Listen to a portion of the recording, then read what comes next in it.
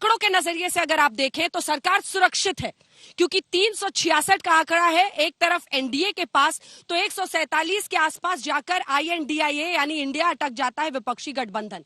ऐसे में सवाल यह है लेकिन कि तमाम मुद्दों पर, मणिपुर से लेकर महंगाई पर जब विपक्ष घेरेगा तो मोदी सरकार के पास जवाब क्या होगा? आशंकाएं आपने अभी से ही देख ली है। एनडीए का, सरकार का कहना है कि देखिएगा जिस दिन पीएम बोलेंगे उस दिन विपक्ष उनकी बातों को नहीं सुनेगा और फिर वही हो हल्ला हंगामा होगा, क्योंकि सरकार की बात को सामने आने नहीं देना चाहता विपक्ष। लेकिन शहजाद जी से पहला प्रश्न यही है कि क्या विपक्ष ने आखिरकार घेर कर आपको मणिपुर पर सदन में बोलने पर मजबूर किया? पीएम की बात वो सुनना चाहते थे, राहुल गांधी शुरुआत कर रहे हैं और पीएम को आखिरकार जवाब देना होगा। क्या अगर हम इसको नैतिक रूप से अगर देखें तो एक बड़ी जीत नहीं है विपक्ष की? शहजाद जी देखिए, सबसे पहले तो कल तक वो बता रहे थे कि दिल्ली सर्विसेज बिल पर जो होना था वो सेमीफाइनल था। अब वो सेमीफाइनल नैतिक रूप से भी हार गए, न्यूमेरिकल रूप से भी हार गए। नैतिक रूप से तो ऐसा हारे कि शराब घोटाला करने वाले, शीश महल घोटाला करने वाले संसद के भीतर ही घोटाला करने लगे। मतलब कि एमपीज का भी फर्जी सिग्नेचर डालकर किस प्रकार से संसद के भीतर घोटाला किया गया, तो ये कौन सी नैतिक जीत की बात कर रहे हैं? अच्छा, दूसरी बात, मणिपुर पर ये चर्चा चाहते भी थे। 9 दिन से इनका क्या स्टैंड था? अनुमा जी की पार्टी का स्टैंड था कि मणिपुर पर प्रधानमंत्री आकर बोले उससे पहले कोई कार्रवाई नहीं होगी। तो दिल्ली सर्विसेज बिल में ऐसा क्या स्पेशल था कि बाकी चीजों पर कोई चर्चा नहीं हुई और दिल्ली सर्विसेज बिल पर चर्चा हो गई? मतलब कि मणिपुर भी इनका मुद्दा नहीं था। अब आते हैं अविश्वास प्रस्ताव पर। अंजना जी, अविश्वास प्रस्ताव के इतिहास में यह पहला ऐसा अविश्वास प्रस्ताव है हिस्ट्री का जिसमें सरकार के प्रति या खिलाफ तो कोई अविश्वास नहीं है।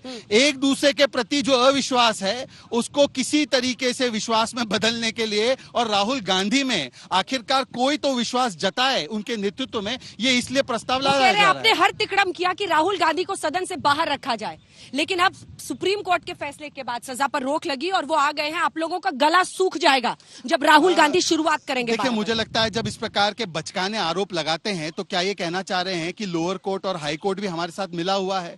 और जब सुप्रीम कोर्ट आपकी कन्विक्शन पर केवल एक स्टे लगाता है, कोई उस पर अभी दोष मुक्त नहीं करने का काम किया गया है, तो बोलते हैं ये लोकतंत्र की जीत है। कहते हैं कि इंडिया इज इंदिरा जैसी मानसिकता अपनाते हुए अपने आप की एक व्यक्तिगत जीत को लोकतंत्र की जीत बताते हैं। मैं इनसे पूछना चाहता हूं, देखिए हम तो बड़े खुश हैं, हम क्यों नाराज होंगे? हमारे लिए तो बहुत अच्छी बात है कि राहुल गांधी फिर से सदन में आएंगे, बोलेंगे। राहुल गांधी के साथ मनोरंजन की भी वापसी होगी। परंतु डर का माहौल किसमें है? उन्हीं लोगों में है जो राहुल गांधी के करीबी है, जो चाह रहे थे किसी प्रकार से वो ना बोले, और उनके गठबंधन में है जो कह रहे हैं कि अभी तक तो हमारे बीच में तय नहीं हो पा रहा था कि किसे चेहरा बनाना है विपक्ष का, अब एक और दावेदार आ गया है। तो मुझे लगता है कि कौन एक प्रकार से असहज है वो सामने दिखाई दे रहा है।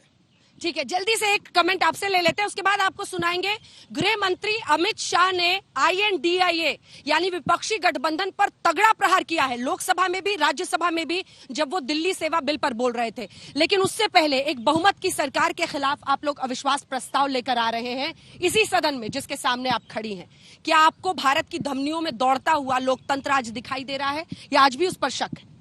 भारत की धमनियों में लोकतंत्र दौड़ रहा है, लेकिन यहाँ पर हम जो देख रहे हैं कि भारतीय जनता पार्टी चर्चा से भागती आई है, और इसीलिए जब 267 में चर्चा मांगी गई तो बार बार जो अध्यक्ष थे उन्होंने मना करते रहे, सभापति ने हर बार मना किया। मुझे नहीं समझ में आता कि इस कदर डर किस बात का है। मैं देख रही थी जब चर्चा की शुरुआत हुई तो एक तरह की धुकधुकी, एक तरह की टकटकी, वो सब हो रहा था, लेकिन उसके बाद हम देखते हैं बातें वही है, वही ऊंचे दर्जे की बातें कि राहुल गांधी आएंगे तो ऐसा होगा और वैसा होगा। जो होगा उसी के कारण प्रधानमंत्री को बार बार पानी पीना पड़ता है। मैं जिस जगह पे खड़ी हूँ यहाँ से मेरा 1 तिहाई साल, मतलब मेरी उम्र का नाता है, तो मैं जुमलेबाजी नहीं कर सकती, पर मैं इतना जरूर कह सकती हूँ कि भारतीय जनता पार्टी एक चर्चा से लोकतंत्र में बच रही थी।